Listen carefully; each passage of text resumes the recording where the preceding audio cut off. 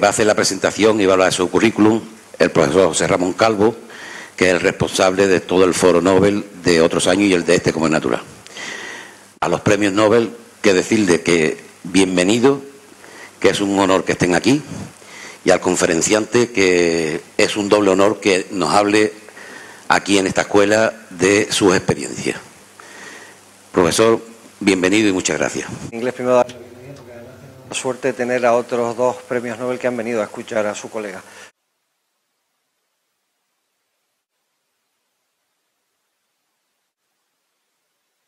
Pues muy bien, vamos a empezar. ¿Cómo surgió el universo? ¿Qué aspecto tenía? ¿Qué aspecto tiene ahora? ¿Y por qué? ¿Y cuál será ese futuro? Se utilizan las observaciones astronómicas, que utilizamos la relatividad general, los datos tanto de la física de partículas como de la física nuclear para estudiar el desarrollo al inicio del cuando el universo era un bebé. Y vamos a hablar de estos elementos y tenemos aquí que vivimos en el planeta de una estrella de tamaño medio en la galaxia, en la Vía Láctea. Hay unos 100.000 millones de estrellas en nuestra galaxia. Sin embargo, hay 100.000 millones de galaxias en el universo observable. Y entonces, si lo ponemos todo en conjunto, tenemos 10 a la 22 estrellas. 10 a la 22, 22 ceros, un número enorme de estrellas en el universo observable. Pero el aspecto interesante de todo ello es que todas estas estrellas visibles llevan menos de 1% de toda la materia del universo, menos de 1%, conllevan menos de ese 1% de la materia del universo, y esto es un tema muy interesante. La luz en un año. El universo se sigue expandiendo porque el espacio se está expandiendo, el espacio se expande y realmente podemos tener lo que llamamos aquí la velocidad de la expansión y cómo cada vez es mayor y mayor y mayor de esta manera. Y mientras más lejos está la galaxia de nosotros, pues realmente hay se aleja más rápidamente de nosotros. Y entonces los aceleradores, y son muy interesantes, recrean las condiciones de este estado inicial del universo. Se pueden crear las condiciones de un universo en una fase muy temprana.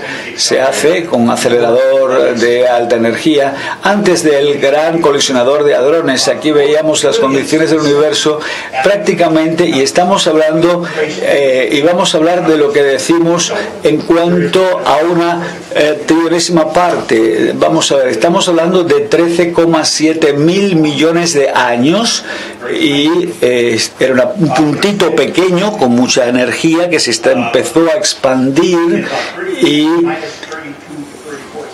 de 32 a 34 segundos las partículas fundamentales ya fueron creadas por esta energía. Estamos hablando, por lo tanto, de 10 a la menos 32, quiero decir 10 a la menos 34 segundos, y se fueron creando estas partículas, y estos quarks forman nucleones, es decir, protones y neutrones, y lo vemos a un tiempo extraordinariamente cortito después de ese Big Bang, en 3 minutos, y vemos lo que sucedió, como su universo se expandiera muy, muy rápidamente, y entonces se va enfriando, y podemos ver que cuando se va enfriando tenemos como si tuvieras una mezcla de gases y se fuesen enfriando. Vemos cómo tienen diferentes temperaturas y se van condensando a diferentes temperaturas. Así surgieron estos quarks, y el universo se fue enfriando y se formaron estos quarks y se formaron estos neutrones. Y vamos a ver al orador que utilice cerca el micrófono porque no le oímos. Física E igual a mc2, lo conocéis. Entonces esto hace que la materia y la energía sean equivalentes, y se habla de la energía y de la materia como de este stuff, este algo, esta cosa, ¿en qué consiste? Pues esto ocurre que en el universo un 73% de lo que constituye el universo es energía oscura, que fue esto descubierto hace unos 20 años solamente. Y quizás, quizás un poco más, pero observaciones de estrellas se descubrió la energía oscura. No se sabe qué es energía oscura, pero sí tiene un aspecto muy importante, y es que es antigravitacional. Causa que el universo no solo se expanda, sino cada vez más rápidamente. La energía oscura es como si empujase al universo a acelerar la expansión. Un fenómeno muy misterioso donde hay muchas investigaciones sobre el tema para tratar de comprender qué es esa energía oscura. El otro componente de nuestro universo es lo que llamamos la materia oscura fría. No sabemos qué es tampoco. Lo que sí sabemos nosotros es que no consiste en átomos, y entonces consiste en algo, alguna partícula entre comillas exótica que no conocemos, de la cual no sabemos nada. La única parte que conocemos, y es un 4% del contenido, solo comprendemos el 4% del contenido del universo, y es la materia atómica del universo, solo un 4%. Para jóvenes estudiantes como vosotros aquí, veréis que hay mucho por aprender, y confío en que algunos de vosotros sí vayáis a participar en esta gran aventura, en esta gran exploración, en esto que nos lleva a comprender la mayor parte, porque solo el 4% se comprende hasta el momento, solo el 4%, que es increíble. La parte atómica es lo único que se comprende, el 4% de lo que compone el universo. Y aquí tenemos los modelos actuales de la expansión del universo. La curva en rojo se basa en lo que hoy día se considera como correcto, la teoría de la expansión del universo, y vemos que prácticamente a cero, alrededor de 13,7 mil millones de años, o sea, 13.700 millones de años, y digamos que de aquí a 25.000 millones el universo será 4 veces mayor, y la tasa de expansión se va acelerando. Luego hay mucho más por comprender sobre el universo y sobre esta gran estructura del universo. ¿Qué sabemos entonces sobre el contenido del universo? La energía oscura, prácticamente nada. Materia oscura, prácticamente nada. Se ha buscado en diferentes laboratorios, se intenta crearla utilizando aceleradores, esta materia oscura, y estos son los dos componentes que no sabemos nada de ellos. Y por otra parte, si hablamos de la materia atómica, la investigación en el siglo XX ha descubierto la estructura del átomo y la estructura de sus constituyentes, y de esto empezamos a hablar ahora. Este es realmente ese 4%, la estructura atómica, la materia atómica. Entonces, ¿qué utilizamos para investigar el mundo subatómico? Utilizamos aceleradores de partículas, detectores de partículas, experimentos de dispersión. Una partícula impacta sobre otra, y esto nos permite ver la estructura y las fuerzas como si sondeásemos para ver qué actúa entre partículas, y buscar y producir nuevos tipos de partículas que han existido en el universo en su primera fase, cuando era una fase precoz. Vamos a pedir que me ayude. Muy bien, y vamos a continuar. Aquí tenemos el primer experimento, y se trata del experimento pionero que hubo de explicar la estructura del átomo, hecho por Rutherford en la primera parte, en los primeros años del siglo XX, publicado en 1911. Hubo una fuente radioactiva de radio que emitía partículas alfa, es decir, estos núcleos del átomo de helio, y con baja energía, pero podían, digamos, impactar una lámina de oro, y entonces tenemos esta pantalla de sulfuro de zinc, y los estudiantes contaban estos impulsos de luz, y vemos que era muy primitivo este modelo para lo que nos permitió, siendo primitivo, descubrir el núcleo atómico. El experimento de Rutherford, experimento de difracción de Rutherford en 1911, que permitió verificar, por lo tanto, este modelo del núcleo atómico. Y vamos a hablar ahora, por favor, micrófono. Uno fue el llamado el modelo del pudín de pasas, el de J.J. Thomson de 1904. Se pensaba que tenía que tener algún tipo de partícula, digamos, positiva, y que se decía que hay una carga positiva, luego están los electrones, y la pregunta es cómo esa carga positiva se distribuye. J.J. Thomson, que era un físico británico que descubrió el electrón, era celebérrimo, decía que era como un pudín de pasas, y entonces esto estaba, digamos, en el tamaño del átomo, la carga positiva estaba repartida y están como, los electrones están como si fueran pues las pasas en un pudín. Luego un japonés decía que no, que era como el modelo del sistema solar. Tenemos el núcleo en el centro y los electrones alrededor, y eran dos modelos que competían uno con el otro, el de Thomson y el de Nagaoka. Y aquí tenemos una imagen de Rutherford a la derecha y Geiger a la izquierda, y esto es en su laboratorio en 1912 en la Universidad de Manchester. Lo interesante es ver esta tabla que vemos aquí. Este era el tamaño de la experiencia, esta mesita, y sobre ello la experiencia que vemos aquí.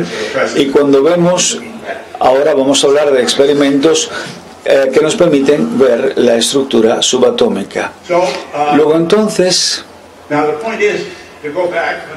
voy a volver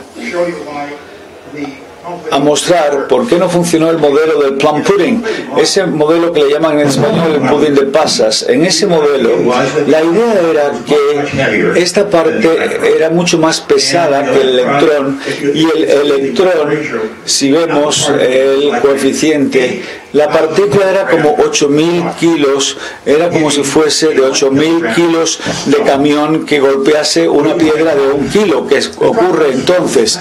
Simplemente no pasa nada, el camión pasa por encima de ese kilo de piedra. Pero si tú tienes otra situación, si tienes un camión que impacta algo de 50 toneladas, que es más pesado, entonces impacta y rebota. Y esto es lo que nos da el tipo de modelo de colisionador: impacta, rebota, fue lo que se observó, y por eso entonces el llamado modelo del sistema solar fue confirmado en esta experiencia tan célebre. Ahora, por supuesto, lo que sucede es que el protón fue descubierto en el 19. Rutherford constató que el protón, y decía que eso tiene que ser el núcleo del átomo de hidrógeno. Luego se descubrió en el 32 el neutrón, y con esto teníamos los constituyentes del núcleo. Pero surgió la pregunta: ¿son acaso partículas fundamentales? ¿Están constituidas por otras cosas o son entidades únicas, unificadas en su estructura? Y estas eran las preguntas que se planteaban por aquella época. Yo quiero ahora hablar de la microscopía electrónica para dar una idea del por qué los físicos queremos hacer un estudio de difracción de partículas contra otras. Y entonces, si queremos ver algo, digamos, con la luz, y queremos resolver el problema, la longitud de onda de la luz tendrá que ser mucho más pequeña que el tamaño del objeto, si no, no se puede, no hay resolución, no se puede ver. Y entonces vemos aquí que el tema es que el electrón, nos dice la mecánica cuántica algo muy peculiar, plantea que ese electrón tiene características de partícula y de onda, la dualidad onda-partícula. Entonces se puede utilizar la longitud de onda, y ahora tenemos la longitud de onda que se puede hacer cada vez más pequeña, aumentando el momentum. Y entonces la idea es que si se puede acelerar el electrón muy rápidamente, se puede ver cosas mucho más pequeñas, y por eso surgió la microscopía electrónica, para ver y estudiar virus cuando un microscopio óptico no funciona. Lo interesante aquí es que todas las partículas tienen longitud de onda, dualidad de onda-partícula. Puedo acelerar todo tipo de partícula utilizando aceleradores y medir de esta manera cosas tremendamente pequeñas, cada vez más pequeñas. Entonces, por ejemplo, Si nosotros vemos el núcleo, baja energía, vemos que aquí no hay estructura. Si ahora entramos en una energía superior, podemos empezar a ver estructura y entonces nuevamente la longitud de onda es igual a h, que es la constante de Planck, sobre el momentum. Y el momentum de la partícula aumenta con su energía. Entonces, mientras más alta es la energía, más pequeño es el objeto que puedo estudiar. Y esto es fundamental y es una regla de física de partícula, que es una regla fundamental de todo fenómeno de difracción. Y entonces vamos a hablar de la jerarquía de la materia. Hemos podido hablar de esa jerarquía. Si nosotros vemos una silla, vamos a considerar que la vemos con una ampliación de 1, un aumento de 1, un aumento. Si yo quiero ver un átomo, entonces tengo que aumentar la magnificación, los aumentos, en 100 millones. Significa mucha energía.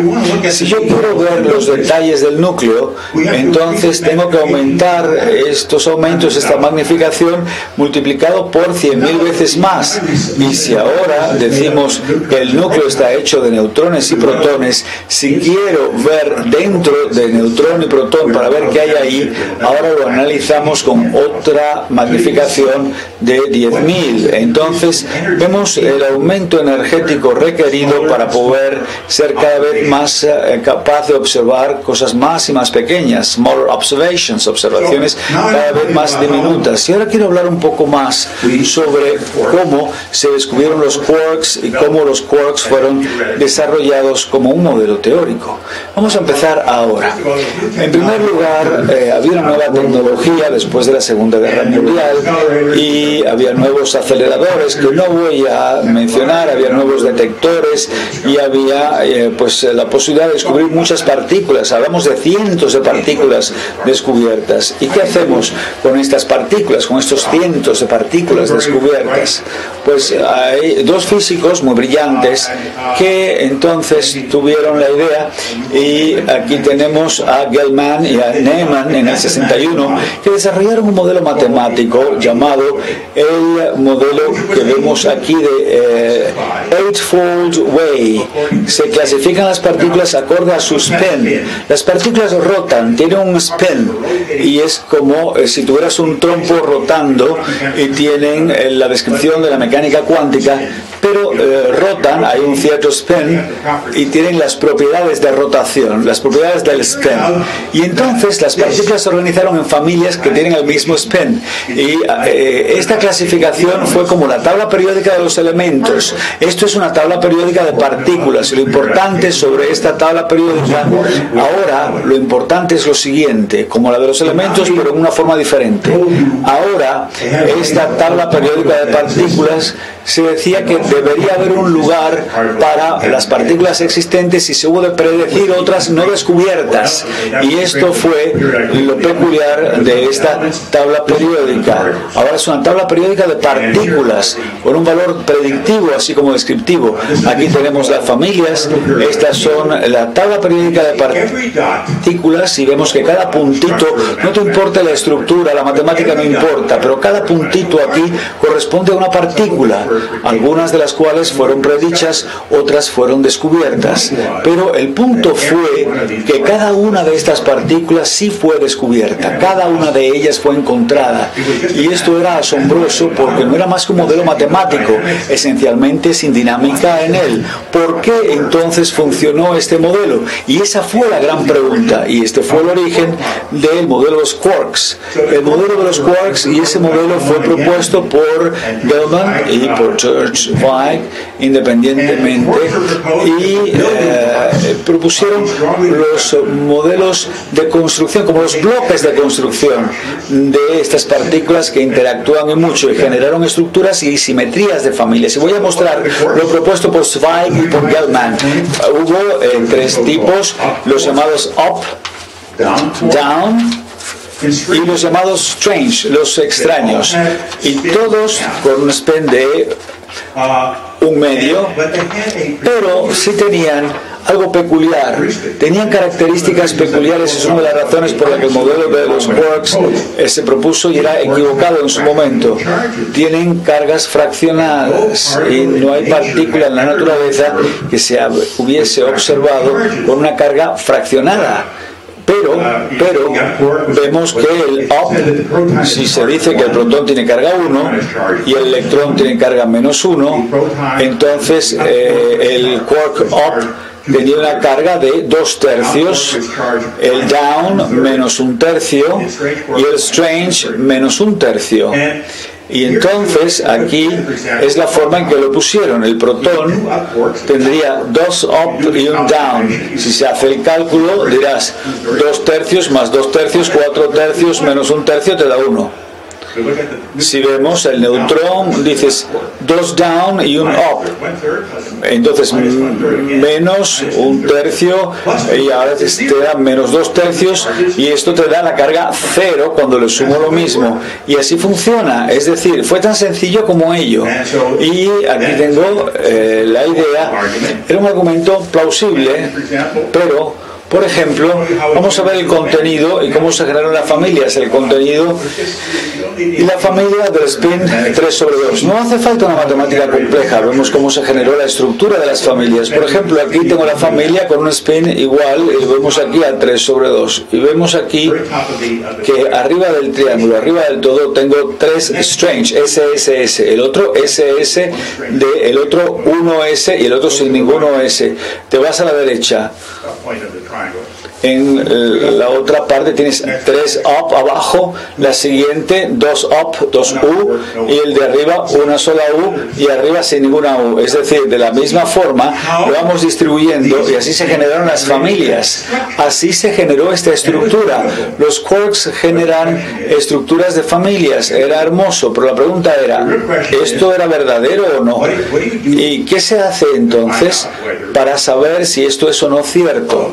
Bueno, pues lo que haces es que lo buscas, lo investigas, buscas los quarks, y entonces de esta manera tenemos que hubo muchas búsquedas infructuosas. Se utilizaron aceleradores, se utilizaron rayos cósmicos en el entorno terrestre, en el entorno marino, se estudiaron meteoritos, pero no aparecieron estos quarks.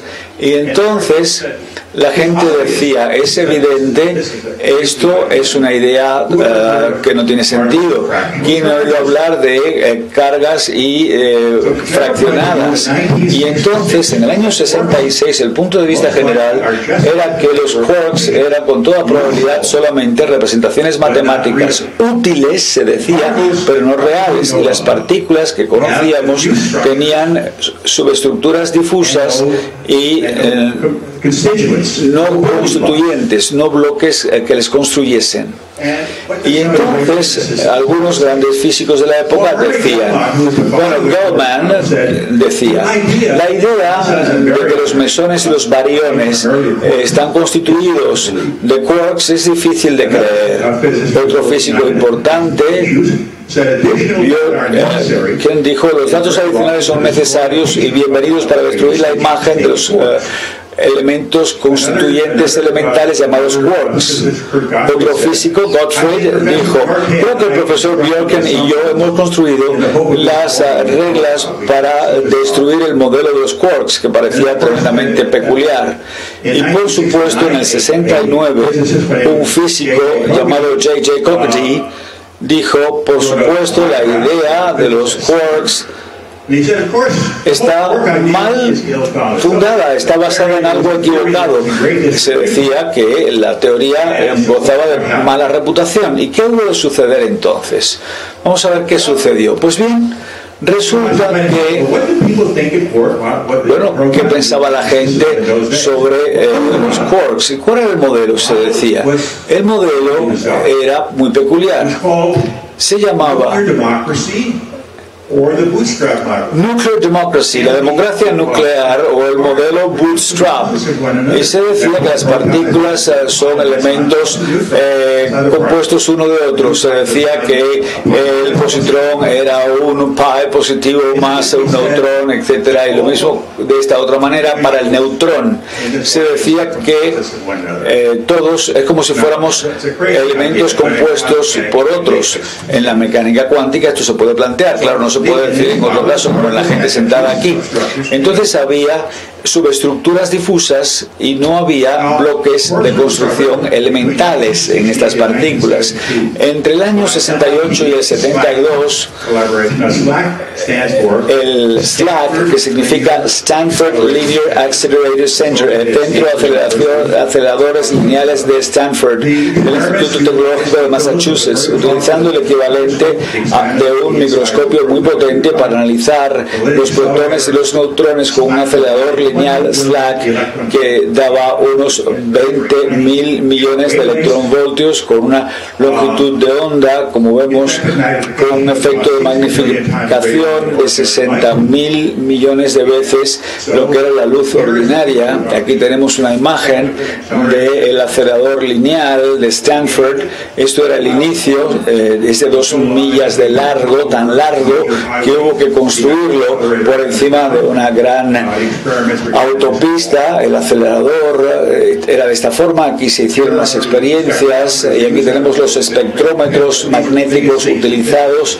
Esto era lo más grande que se había construido hasta el momento en la física, y aquí vemos solamente una parte. Los electrones llegaban, había una dispersión, y esto es un búnker donde estaban los detectores de partículas y había imanes para recoger la energía de las partículas. Y esto que aquí vemos, estamos hablando de 75 pies de largo, esto era de 150 pies de largo, unos 50 metros, aquí 25 metros, esto pesaba 3.000 toneladas.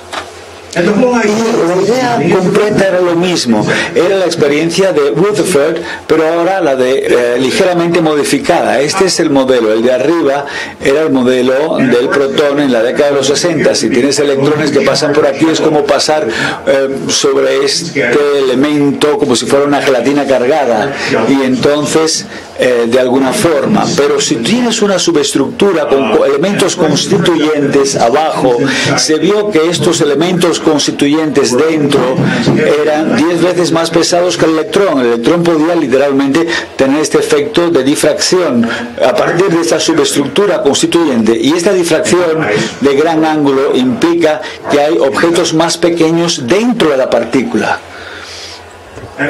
Y por supuesto, la probabilidad de dispersión, lo que vemos aquí es la probabilidad de este efecto en el eje vertical. Aquí tenemos la transferencia de momentum, los ángulos se hacen mayores a medida que pasas a la derecha, y esta dispersión lo vemos aquí. Este es el modelo antiguo y vemos la diferencia tan grande que muestra que el modelo viejo no funcionaba.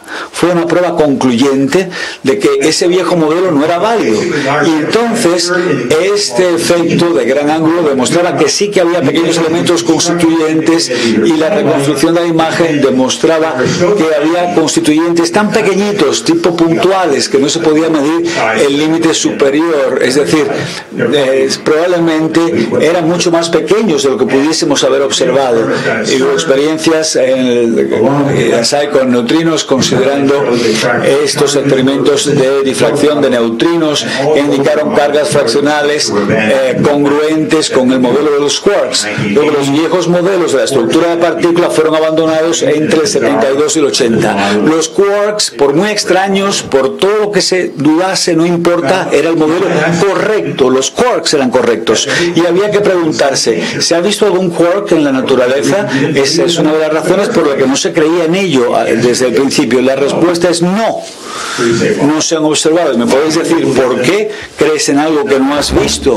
¿Por qué crees en esto ahora? Pues resulta ser que cuando se hace un descubrimiento peculiar, esto siempre indica que hay un nuevo tipo de física.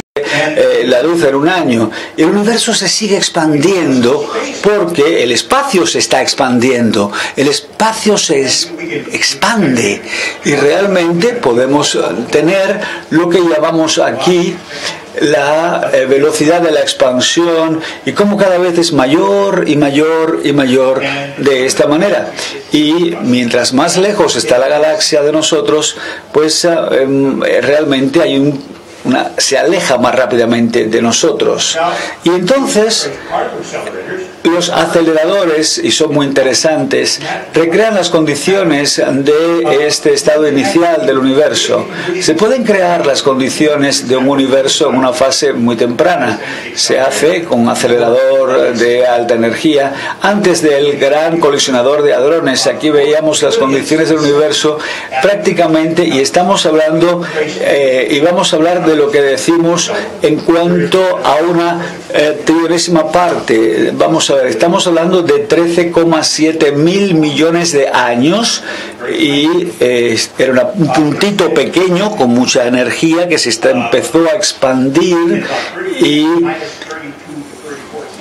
de 32 a 34 segundos las partículas fundamentales ya fueron creadas por esta energía. Estamos hablando, por lo tanto, de 10 a la menos 32, quiero decir 10 a la menos 34 segundos, y se fueron creando estas partículas, y estos quarks forman nucleones, es decir, protones y neutrones, y lo vemos a un tiempo extraordinariamente cortito después de ese Big Bang, en 3 minutos, y vemos lo que sucedió, como su universo se expandiera muy rápidamente, y entonces se va enfriando, y podemos ver que cuando se va enfriando tenemos como si tuvieras una mezcla de gases y se fuesen enfriando.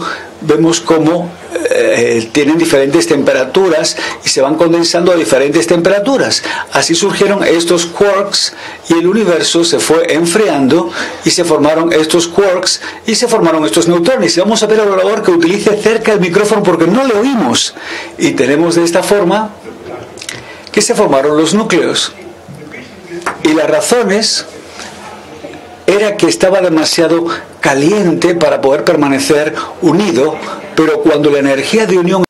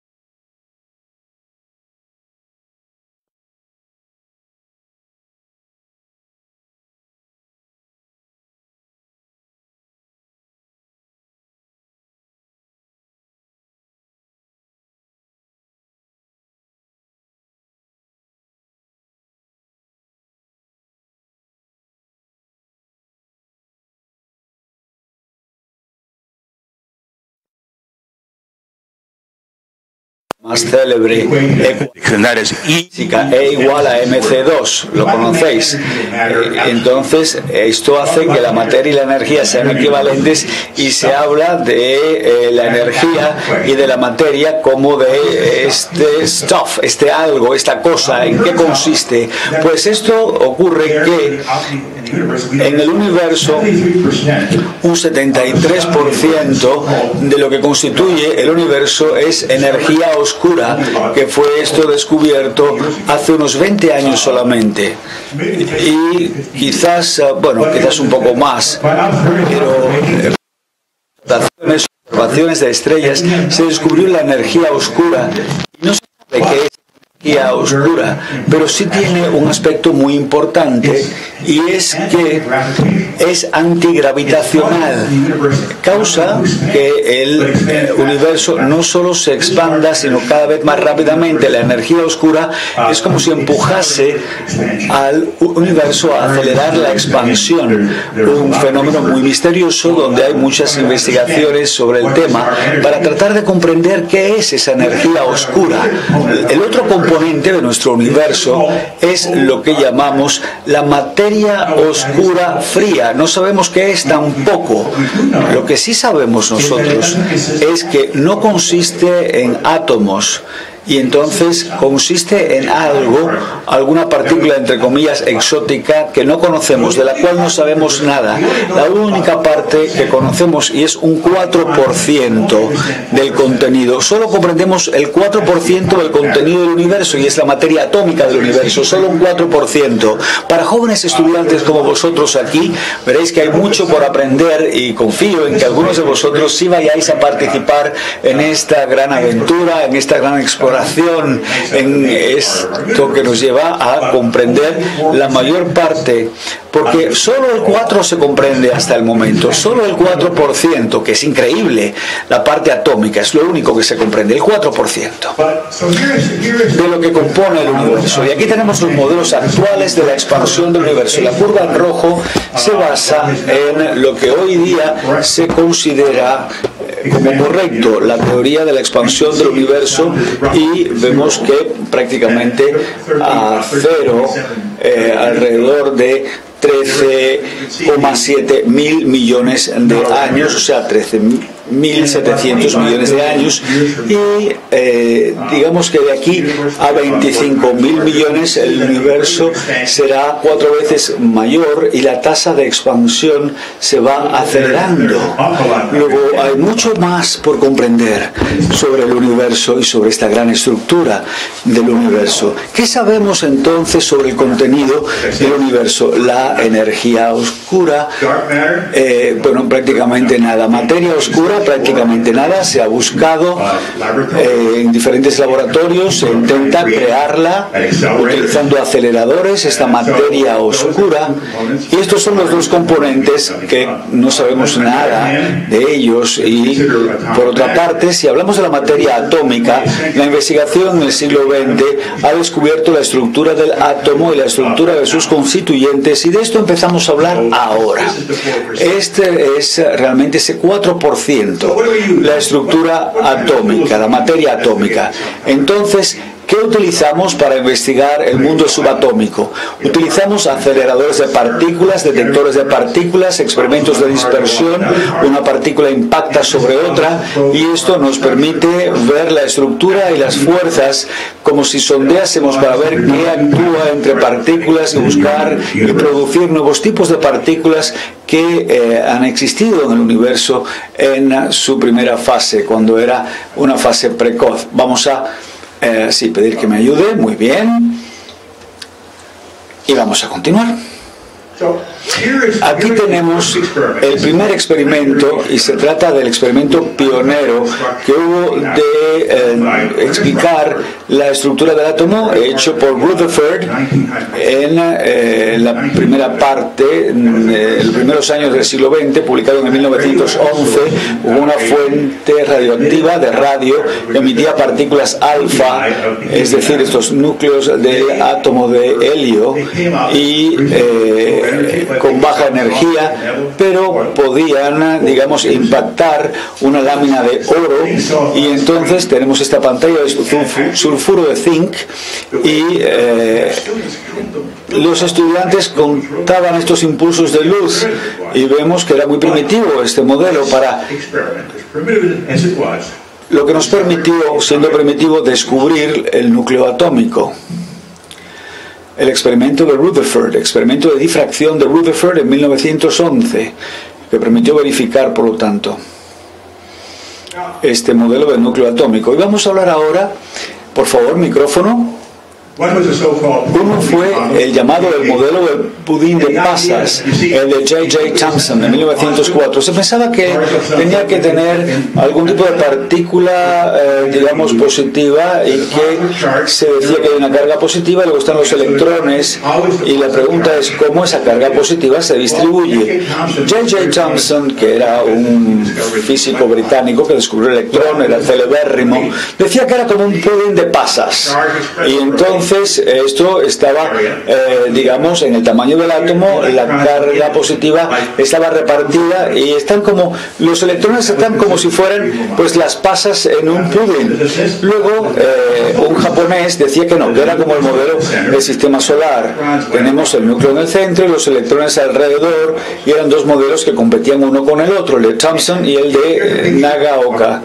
Y aquí tenemos una imagen de Rutherford a la derecha y Geiger a la izquierda, y esto es en su laboratorio en 1912 en la Universidad de Manchester. Lo interesante es ver esta tabla que vemos aquí.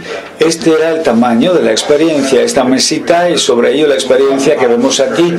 Y cuando vemos, ahora vamos a hablar de experimentos que nos permiten ver la estructura subatómica. Luego entonces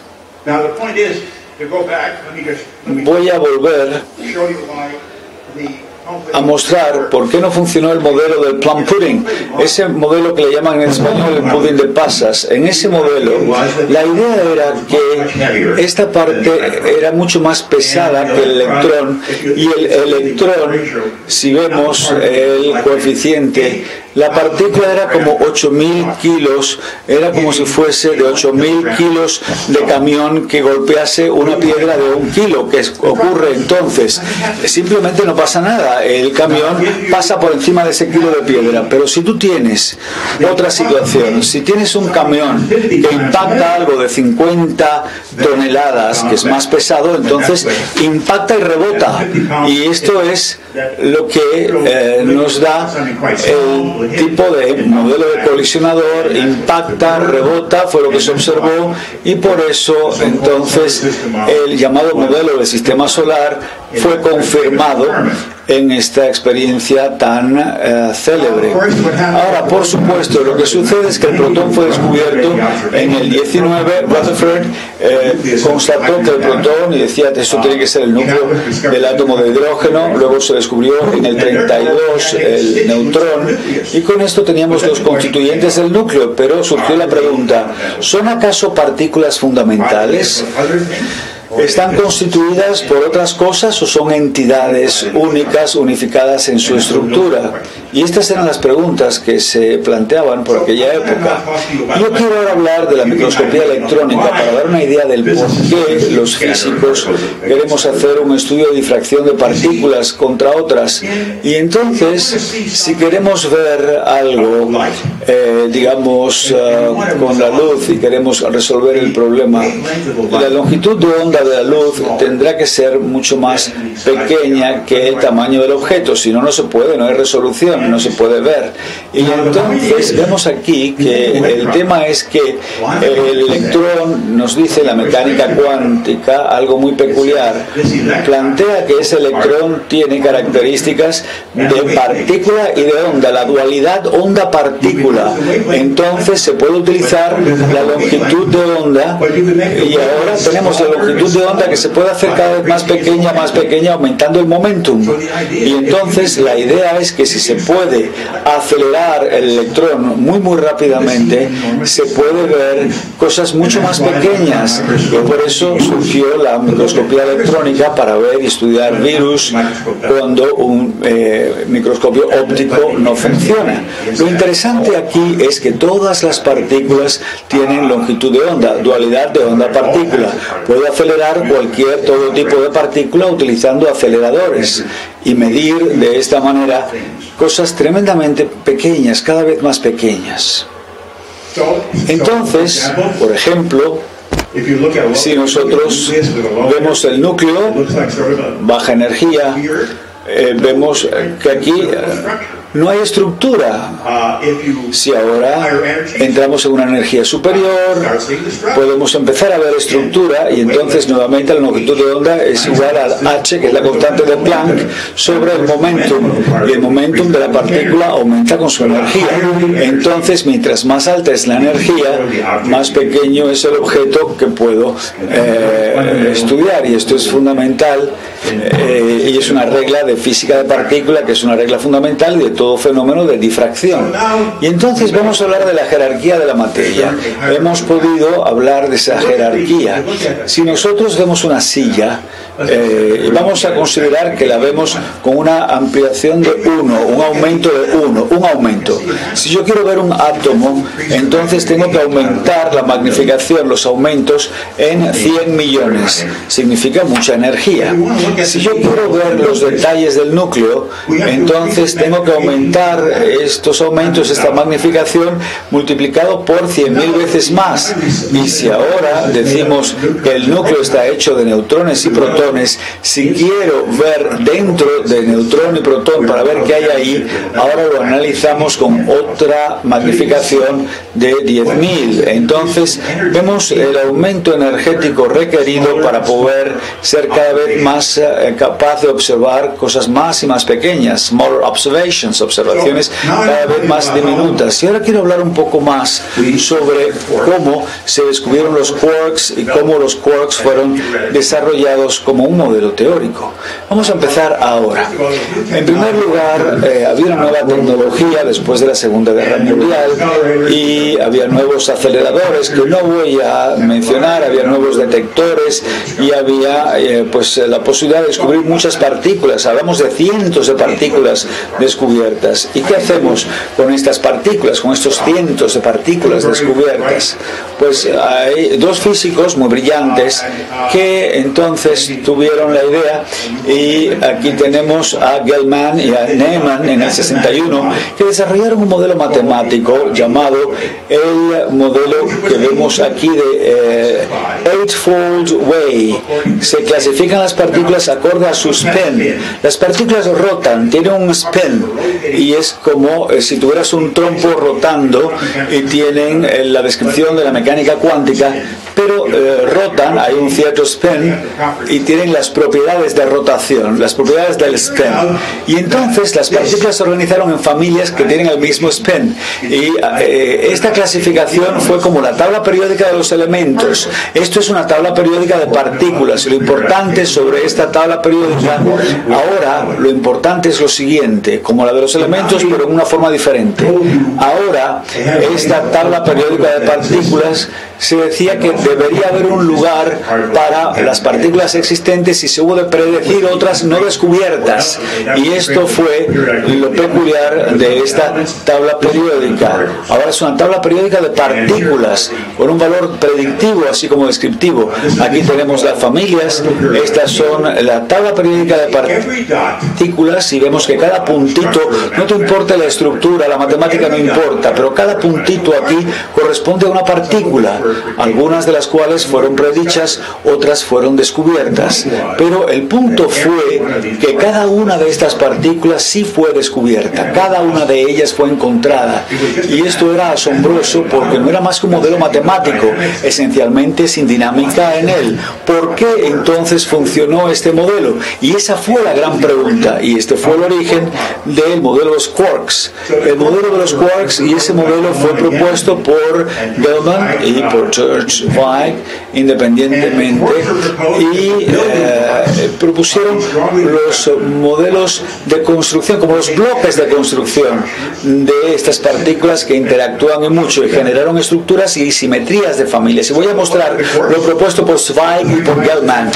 Hubo tres tipos, los llamados up, down, y los llamados strange, los extraños, y todos con un spin de un medio, pero sí tenían algo peculiar, tenían características peculiares. Es una de las razones por las que el modelo de los quarks se propuso y era equivocado en su momento. Tienen cargas fraccionadas y no hay partícula en la naturaleza que se hubiese observado con una carga fraccionada. Pero vemos que el up, si se dice que el protón tiene carga 1 y el electrón tiene carga -1, entonces el quark up tenía una carga de 2/3, el down menos 1/3 y el strange menos 1/3. Y entonces aquí es la forma en que lo pusieron. El protón tendría 2 up y un down. Si se hace el cálculo dirás 2/3 más 2/3, 4/3 menos 1/3 te da 1. Si vemos el neutrón, dices 2 down y un up, entonces menos 1/3 y ahora te da menos 2/3 y esto te da la carga 0 cuando le sumo lo mismo, y así funciona. Es decir, fue tan sencillo como ello. Y aquí tengo la idea. Era un argumento plausible, pero por ejemplo, vamos a ver el contenido y cómo se generan las familias. El contenido y la familia del spin 3/2. No hace falta una matemática compleja. Vemos cómo se generó la estructura de las familias. Por ejemplo, aquí tengo la familia con un spin igual y vemos aquí a 3/2. Y vemos aquí que arriba del triángulo, arriba del todo, tengo 3 strange, SSS. El otro SS, el otro 1S y el otro sin ninguno S. Te vas a la derecha. En la otra parte tienes 3 up abajo, la siguiente 2 up, 2 U, y el de arriba una sola U y arriba sin ninguna U. Es decir, de la misma forma lo vamos distribuyendo y así se generaron las familias. Así se generó esta estructura. Los quarks generan estructuras de familias. Era hermoso, pero la pregunta era, ¿esto era verdadero o no? ¿Y qué se hace entonces para saber si esto es o no cierto? Bueno, pues lo que haces es que lo buscas, lo investigas, buscas los quarks, y entonces de esta manera tenemos que hubo muchas búsquedas infructuosas. Se utilizaron aceleradores, se utilizaron rayos cósmicos en el entorno terrestre, en el entorno marino, se estudiaron meteoritos, pero no aparecieron estos quarks. Y entonces la gente decía, es evidente, esto es una idea que no tiene sentido. ¿Quién ha oído hablar de cargas y fraccionadas? Y entonces, en el año 66, el punto de vista general era que los quarks eran con toda probabilidad solamente representaciones matemáticas útiles, se decía, pero no reales. Y las partículas que conocíamos tenían subestructuras difusas y no constituyentes, no bloques que les construyesen. Y entonces algunos grandes físicos de la época decían, bueno, Goldman decía, la idea de que los mesones y los bariones están constituidos de quarks es difícil de creer. Otro físico importante, quien dijo, los datos adicionales son necesarios y bienvenidos para destruir la imagen de los elementos constituyentes elementales llamados quarks. Otro físico, Gottfried, dijo, creo que el profesor Bjorken y yo hemos construido las reglas para destruir el modelo de los quarks, que parecía tremendamente peculiar.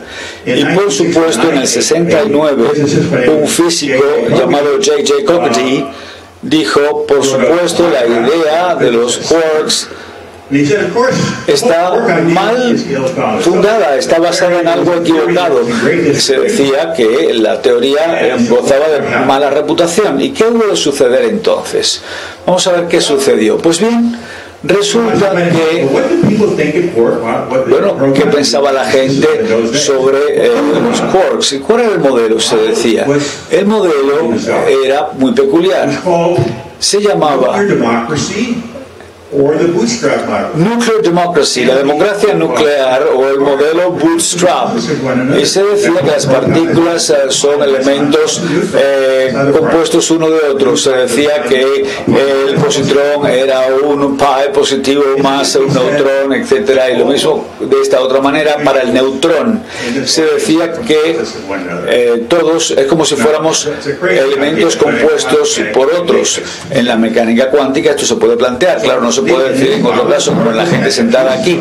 Entonces había subestructuras difusas y no había bloques de construcción elementales en estas partículas.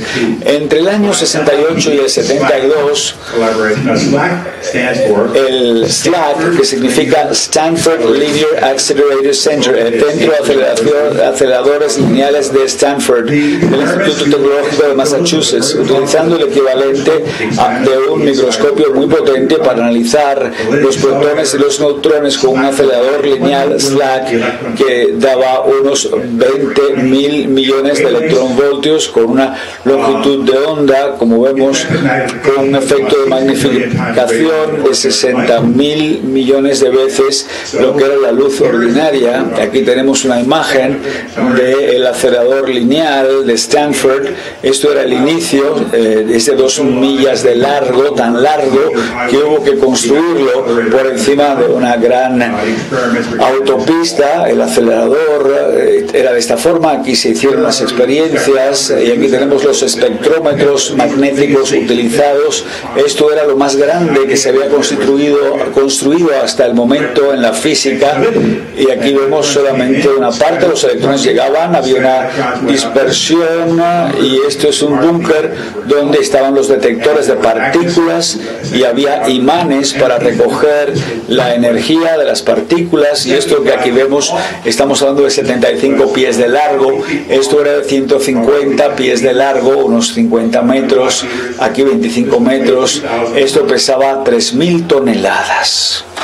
Y la idea completa era lo mismo, era la experiencia de Rutherford, pero ahora la de ligeramente modificada. Este es el modelo, el de arriba era el modelo del protón en la década de los 60. Si tienes electrones que pasan por aquí, es como pasar sobre este elemento como si fuera una gelatina cargada, y entonces de alguna forma. Pero si tienes una subestructura con elementos constituyentes abajo, se vio que estos elementos constituyentes dentro eran 10 veces más pesados que el electrón. El electrón podía literalmente tener este efecto de difracción a partir de esta subestructura constituyente, y esta difracción de gran ángulo implica que hay objetos más pequeños dentro de la partícula. Y por supuesto, la probabilidad de dispersión, lo que vemos aquí es la probabilidad de este efecto en el eje vertical. Aquí tenemos la transferencia de momentum, los ángulos se hacen mayores a medida que pasas a la derecha, y esta dispersión lo vemos aquí. Este es el modelo antiguo y vemos la diferencia tan grande que muestra que el modelo viejo no funcionaba. Fue una prueba concluyente de que ese viejo modelo no era válido, y entonces este efecto de gran ángulo demostraba que sí que había pequeños elementos constituyentes, y la reconstrucción de la imagen demostraba que había constituyentes tan pequeñitos, tipo puntuales, que no se podía medir el límite superior. Es decir, probablemente eran mucho más pequeños de lo que pudiésemos haber observado.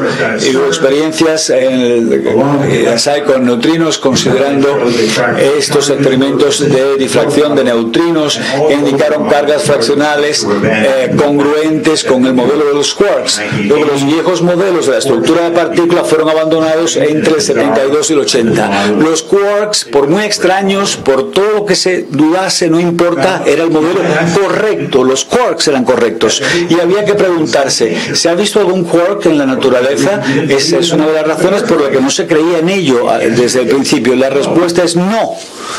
No se han observado. ¿Y me podéis decir por qué crees en algo que no has visto? ¿Por qué crees en esto ahora? Pues resulta ser que cuando se hace un descubrimiento peculiar, esto siempre indica que hay un nuevo tipo de física, y este nuevo tipo de ciencias físicas fue desarrollado, y tenemos la cromodinámica. ¿Por qué, si hablamos de espacio vacío, por qué entonces yo no puedo colocar mi mano a través de la madera? Después de todo, hay tan poquitos trocitos en mi mano o en la madera que debería atravesar la madera. Y la razón por la que no lo puedo hacer es por los campos. los campos, y eso da la apariencia de solidez. La solidez de la materia viene de los campos. ¿Y qué es un campo? Probablemente la experiencia más importante es cuando trabajamos desde niños jugando con imanes, y sabes que un imán, yo puedo con el imán atraer un trozo de metal, un trozo de hierro, y bueno, algo atrae a ese hierro. Luego hay una realidad del campo, lo sientes. Puedo colocar algo entre medias y sigue atrayendo a ese trocito de metal. Y entonces, cuando yo intento atravesar con mi mano esta madera, entonces los campos de la madera son los que me rechazan a los electrones de mi mano y viceversa. Por eso no puedo atravesar. En cuanto a la solidez de la materia, esto no viene de esos trocitos de materia, sino de los campos. Y los campos son tremendamente importantes en nuestra idea de lo que es el universo y en qué consiste este sistema. ¿Qué pasa con el peso? Después de todo, puedo decir que todos estamos hechos de tres cosas: electrones, los quarks up y los quarks down, up y down. Y yo sé que la masa aproximada de estas cosas me da una idea. Si tomo una persona que pesa 150 libras y quito todos los quarks y todos los electrones de este individuo y peso esto, lo pongo en una balanza y lo peso, entonces esto pesa solo 2 libras. Luego, el peso no viene de estos nuggets o estos trocitos de materia. ¿De dónde vienen? Vienen de dos fuentes. Vienen del hecho de que estos quarks en el núcleo se mueven muy rápidamente, con gran energía cinética, y por lo tanto E igual a m por c al cuadrado, y esta energía tiene un peso, es decir, hay estos campos que mantienen a los quarks unidos, y por otra parte está el campo de fuerzas. Si veo toda y mido toda esta energía, pues entonces esto tiene un peso que me da 148 libras como efecto de peso. Entonces, nuevamente, la mayor parte de nuestro peso viene de la fórmula E igual a m por la velocidad de la luz al cuadrado. Bueno, estoy seguro que esto no te lo han dicho en la enseñanza media. Bueno, ahora, hay otra pregunta. ¿Son acaso los quarks las partículas más fundamentales, o hay otras partículas más fundamentales dentro de los quarks que los componen, que componen a los quarks? Hay otra capa de constituyentes. Entonces, pregunto, dentro de estos quarks, nuevamente, nada en la física nos dice que no puede ser de esta forma. Pero, si yo tuviese que apostar, apostaría en contra. Y me podréis decir por qué apuesto en contra. Y la razón es la siguiente. Recuerda que os he dicho que la longitud de onda es 1 sobre... básicamente 1 sobre la energía, ¿no? Y entonces, a grosso modo, si yo tengo que tener algo que encaja en 10 a la menos 17 centímetros y explicarlo mediante la mecánica cuántica, tendría que tener una o media longitud de onda, y es tan pequeñita que cuando yo me pregunto lo que está dentro del quark se estaría moviendo con altísima energía. Una energía tremendamente alta. Tendría que haber una fuerza tremendamente alta para mantener todo esto unido. Y recordamos que hemos hablado de las strong force, las fuerzas fuertes. Y si pongo el límite superior y digo que el quark, si lo considero como 10 a la menos 17 centímetros, quizás fuera más pequeño, la fuerza que mantiene esto unido tendrá que ser de 100 millones de veces más fuerte que esa fuerza de 15 toneladas que he mencionado. Por esto, es posible, me podría equivocar, pero esto implicaría fuerzas tremendamente poderosas en el universo de las que no conocemos nada. Entonces, en base a esto, ahora tenemos 6 quarks. Todos tienen este spin de 1 sobre 2, 1 medio. El más pesado, lo vemos aquí, es muy misterioso, porque esto que vemos aquí tiene un peso como el átomo de oro. Y no podemos comprender por qué es tan pesado. Y entonces surge la pregunta, como he dicho anteriormente, una pregunta experimental sobre si el quark es lo más pequeño, y podemos ahora entrar en el gran colisionador de hadrones, el LHC, para verificar esto. Y lo que hace el gran colisionador de hadrones es que nos da otro factor 10 de aumento. Vamos a decir algo sobre el LHC o gran colisionador de hadrones, pero antes quiero traer a colación un punto. Todos los experimentos hasta los años más recientes, hasta hace 10-15 años, todos estos experimentos implicaban al llamado diana fija, Fixed Target Experiments, y se trata de un método muy potente con una limitación. Quizás os he dicho que necesitábamos una alta energía, pero el efecto de la energía en una experiencia con una diana fija no es la energía, es la raíz cuadrada de la energía. Esto no es satisfactorio, queremos distancias pequeñas y tendríamos que construir aceleradores tremendamente grandes. Y de ahí salió que hay un nuevo principio ahora, y es que tenemos haces que van a colisionar, y la idea es que tienes dos haces de igual energía y les haces colisionar, y ambos van por lo tanto a llegar de esta forma los dos haces de partículas, y tenemos entonces la energía disponible es la suma de ambas. Es decir, es como si tuvieras un colisionador que es como si fuera un mejor microscopio. Tienes el doble de la energía. Y quiero hablar ahora del gran colisionador de hadrones, porque España ha desarrollado un gran trabajo en el desarrollo del gran colisionador de hadrones. Aquí tenemos Lawrence, que inventó el ciclotrón en el año 29. Lo podemos ver en su mano aquí, y aquí tengo el gran colisionador de hadrones del CERN, que es de 14 billones de electronvolts, y lo vemos aquí. La energía de diseño sería de 7 billones, trillion en inglés. Estamos hablando de una circunferencia de 27 kilómetros, y podemos verlo en el mapa. Aquí está en Francia y llega a Suiza. Tiene una importancia geográfica, lo vemos aquí, y lo vemos aquí, el túnel del gran colisionador de hadrones. Estos imanes superconductores, y están actuando realmente, es el lugar más frío del universo en el punto actual, en el momento actual. Aquí tenemos uno de los detectores. Este es el más pequeño de los dos grandes detectores, y aquí tenemos una persona representada. Esto es de 21 metros de largo, 15 metros de diámetro, pesa 12.500 toneladas, tremendamente pesado, y es muy complejo, tremendamente complejo. Este es su aspecto. Una vez ensamblado, vemos la complejidad. Los dos grandes detectores son los más sofisticados, los instrumentos más complejos jamás desarrollados, tremendamente complejos. Y voy a deciros el por qué, os lo voy a mostrar. Aquí tenemos el detector Atlas. Este no es tan pesado como el CMS, pero es el equivalente a un edificio de 7 plantas y de 50 metros de largo aproximadamente. Pesa unas 7.000 toneladas y es nuevamente tremendamente complejo este dispositivo, el Atlas. Vemos aquí cuando se está ensamblando.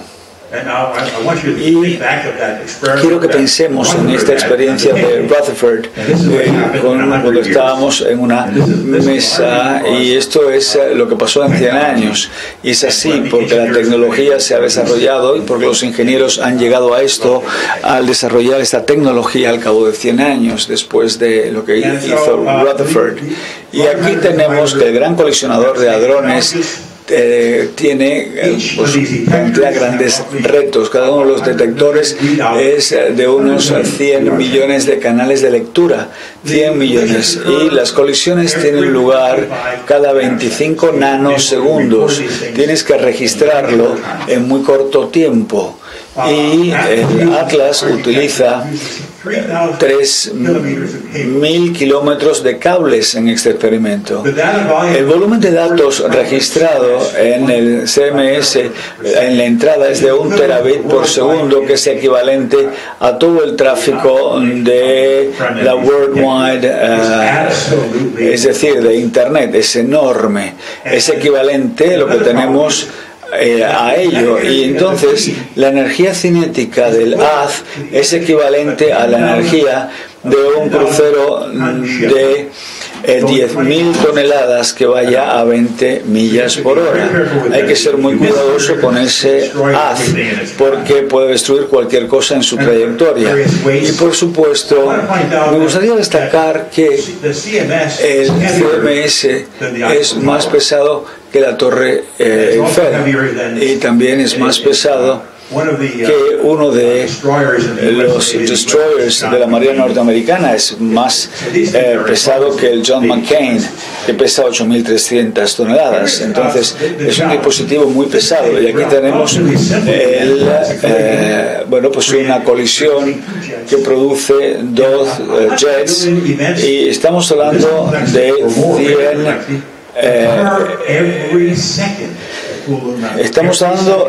100.000 millones de acontecimientos de este tipo por segundo, y quieres registrar 100 eventos con topologías especiales guardadas o registradas por segundo. Te puedes imaginar el reto desde el punto de vista del sistema de ordenadores para hacer esto en tiempo real. No hay suficiente capacidad de almacenamiento para guardar todo lo que se registra. La única forma de hacerlo es reducirlo, digamos, en este enorme coeficiente. Es decir, esto es un enorme reto de ingeniería computacional, este acelerador. Aquí tenemos, estamos hablando de dispositivos de almacenamiento, donde España ha desarrollado también un papel muy importante en el diseño y puesta en práctica de este retículo, de este grid, que es muy importante porque permitirá que los científicos en todo el mundo puedan compartir datos y también intercambien información. Y como he destacado, el CERN fue quien inventó la World Wide Web, y entonces esto es una de las cosas prácticas maravillosas que surgieron de ese programa de física de alto nivel del CERN. Y aquí tenemos lo que es este retículo. Aquí tenemos los laboratorios. Tenemos 3 partes: el nivel 1, el nivel 2, se comparten datos. No voy a entrar, pero se trata de algo muy complejo, esta red con niveles, y los físicos en todo el mundo están participando en este análisis que se hace en muchos países por muchos científicos. Y voy a decir algo, probablemente me queda poco tiempo. ¿Qué me queda? Bueno, pues vamos a seguir. Me gustaría expresar algo sobre la partícula de Higgs, y ha habido un anuncio del CERN que una partícula como Higgs, que podría ser como el hadrón de Higgs, y por qué el Higgs es tan importante. Vamos a hablar aquí de qué se trata. A los físicos nos encanta la simetría. La aplicación de la simetría da lugar a muchos principios de la física y de ecuaciones fundamentales, y al desarrollar las ecuaciones fundamentales de lo que creemos sea el conjunto adecuado de ecuaciones, se utiliza una cierta simetría local, la aplicación de la cual requiere que todas las partículas tengan una masa cero. Si todas las partículas fundamentales tienen una masa cero, entonces tenemos una gran simetría y es posible utilizar de esta manera operaciones simétricas. Sin embargo, hay un problema en ello. ¿Y cuál es ese problema? El problema es que las partículas de la naturaleza no tienen masa cero. Hay que encontrar un mecanismo e incorporarlo en las ecuaciones que produzcan, por lo tanto, que pueda crear masa en las partículas. Y el mecanismo de Higgs era el mecanismo más sencillo utilizado. Y entonces vamos a mencionar cuál es el mecanismo de Higgs. La idea es que en el espacio hay un campo en todo ese espacio. Volvemos a la teoría de los campos. Las partículas de masa cero interactúan con el espacio y hay una fuerza entre ellas, y mientras más grande es la fuerza, más pesada es la masa. Voy a destacar el por qué esto tiene sentido.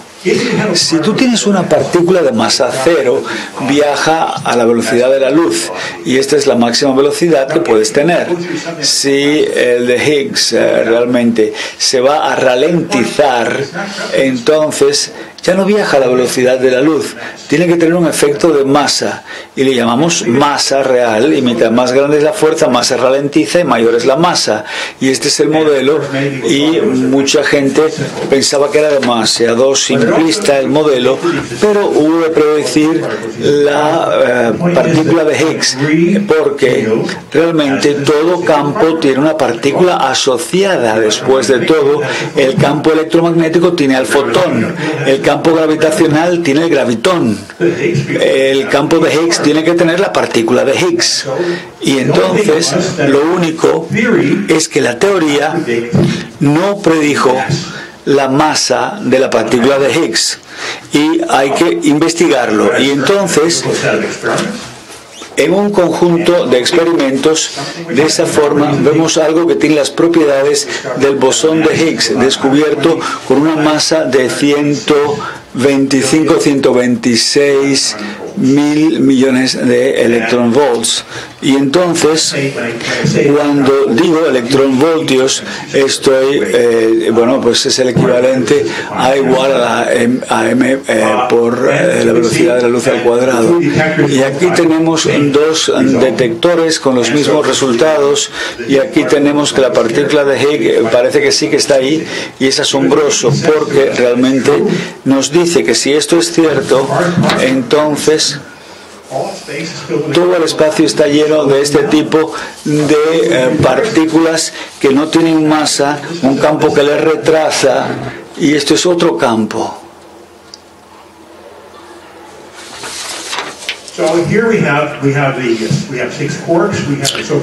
Tenemos los leptones, tenemos aquí electrones pesados, tenemos los neutrinos, y tenemos, tres fuerzas realmente, o tres fuerzas realmente. Tenemos cuatro: la Z, la W, y la strong force, la fuerza fuerte. Hablamos de los gluones, y tenemos algo que llamamos gluones, que no he mencionado, y tenemos estas partículas asociadas con el modelo Standard. La Z y la W son las partículas que tienen que ver con los campos asociados a las interacciones débiles. Luego tenemos el fotón, los rayos gamma, y luego tenemos los llamados gluones, que son las partículas asociadas a la cromodinámica cuántica. Y el bosón de Higgs básicamente produce masas en todas las partículas que parecen tener masa de una forma u otra, y las únicas dos que no obedecen o que no se ven afectadas por el campo de Higgs son fotones, gluones y por supuesto el gravitón, porque el gravitón también viaja a la velocidad de la luz. No tengo tiempo para hacer un debate sobre ello. Y entonces ahora otra cosa que se ha ido buscando es lo que llamamos la supersimetría. No voy a dedicar mucho tiempo. La idea aquí es que si se intenta unificar la gravedad con la mecánica cuántica, tenemos un conjunto de partículas llamadas supersimétricas, y son peculiares porque clasificamos las partículas en dos tipos. Tenemos los fermiones, que tienen un spin 1 medio, 3 medios, y luego tenemos los bosones que tienen el spin 0, 1, 2, 3. Y aquí tenemos, son dos diferentes tipos de partículas: los fermiones a la izquierda y los bosones a la derecha, con propiedades de mecánica cuántica diferentes que son muy importantes. Pero Si tú intentas unificar la gravedad y la teoría cuántica, cada fermión tiene una partícula que es un bosón y cada bosón tiene una partícula que es un fermión. Y esto es una simetría muy interesante. Y esto se ha ido buscando. Para cada bosón fundamental hay un fermión que va acompañándole. Y estamos hablando de la unificación de la mecánica cuántica con lo que es la teoría gravitacional, la gravedad cuántica. Y esto, tenemos aquí las fuerzas que tienen otra característica. Estas fuerzas cambian con la energía, se hacen más fuertes o más débiles con la energía. Pero aquí, en el sentido, vemos que si se utiliza la supersimetría, simplemente se unifica, hay una cierta energía en que todas se convierten en la misma fuerza, y es un punto de vista que muchos físicos tenemos. Es el gran unificador a muy alta energía que dice que las energías luego cuando bajan se separan y se convierten en otras fuerzas. Esta es otra razón por la que a la gente le encanta la supersimetría. Otra cosa es, hay dimensiones espaciales extra en el universo. Esto se ha estudiado en el gran colisionador de hadrones. Si tenemos la teoría de las cuerdas, hay una teoría que intenta unificar la gravedad de la teoría cuántica. Sin embargo, en cualquier manifestación de esta teoría necesitas al menos 10 dimensiones y básicamente tienes 9 dimensiones espaciales y una temporal, y esto es lo que tienes. Y me dirás, es una locura, conozco solo 3 espaciales, pero en esa teoría la idea es que hay 6 dimensiones espaciales ocultas extra que se descartan a distancias del orden de 10 a la menos 32 centímetros. Luego no hay forma que afecten a nada en el mundo atómico, así llamado atómico, porque se trata de una distancia tremendamente corta. Sin embargo, hay teorías que dicen, bueno, puede ser del orden de 10 a la menos 18 o más, y si lo hay, el LHC lo podrá encontrar, se podrá encontrar prueba de esta dimensión.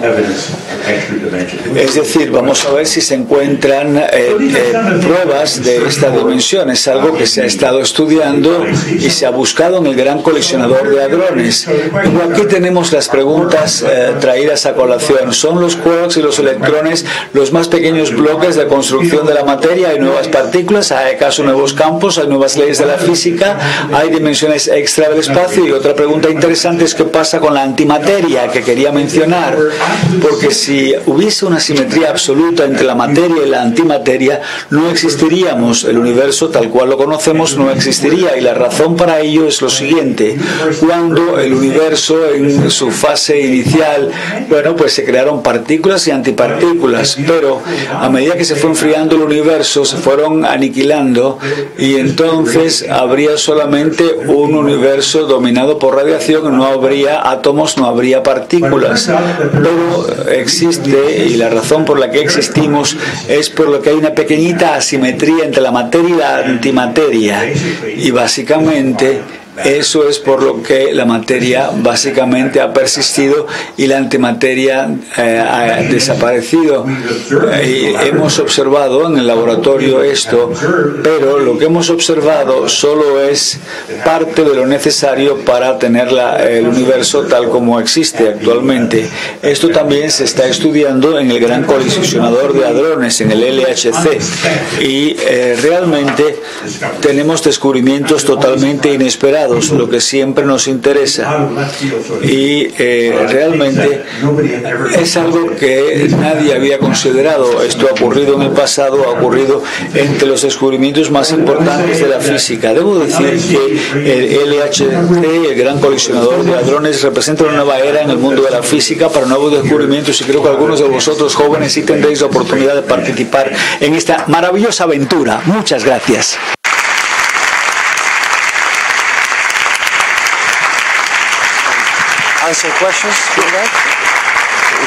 Preguntas, por favor, preguntas o comentarios. Sí, por favor.